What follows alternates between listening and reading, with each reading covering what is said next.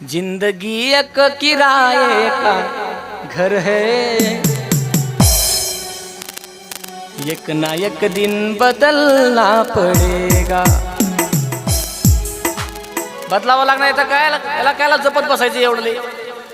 मौत जब तुझको आवाज देगी, घर से बाहर निकलना पड़ेगा. मौत जब तुझको आवाज देगी, घर से बाहर निकलना पड़ेगा. आवाज देगी, घर से बाहर निकलना पड़ेगा. मौत जब तुझको आवाज देगी, घर से बाहर निकलना पड़ेगा. जिंदगी एक किराए का घर है, एक ना एक दिन बदलना पड़ेगा. जिंदगी एक किराए का घर है. जिंदगी एक किराए का घर है, एक ना एक दिन बदलना पड़ेगा. मौत जब तुझको आवाज देगी,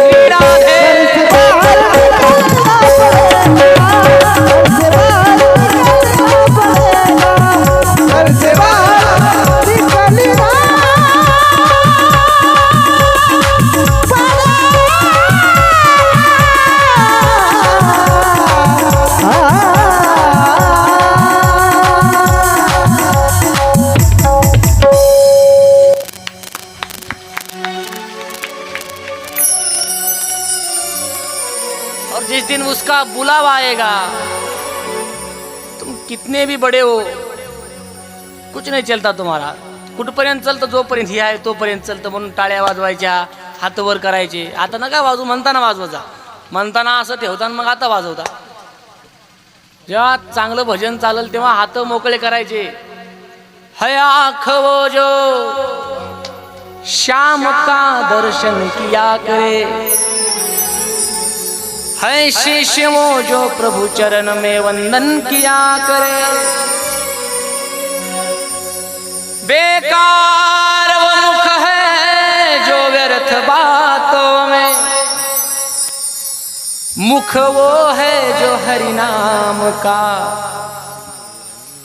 सुमिरन किया करे. मर कर भी अमर नाम है उस जीव का जग में,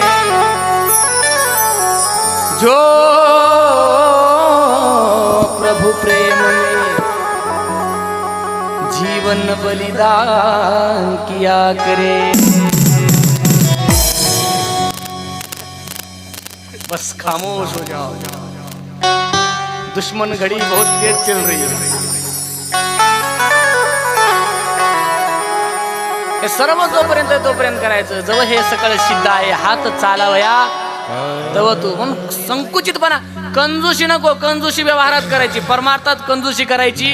ना हसण्याची, ना ऐकण्याची, ना टाळी वाजवण्याची, कशाचीच कंजूशी करायची नाही. नक्की वाजवा. जेव्हा भजन होईल तेव्हा मोकळ्या हाताने टाळी वाजवायची. कारण जेव्हा टाळी वाजवू तेव्हा आमचे दोष जळून जात असतात. टाळी वाजवावी, गुढी उभारावी, वाट ही चालावी पंढरीची, एवढी ताकद टाळीमध्ये असते.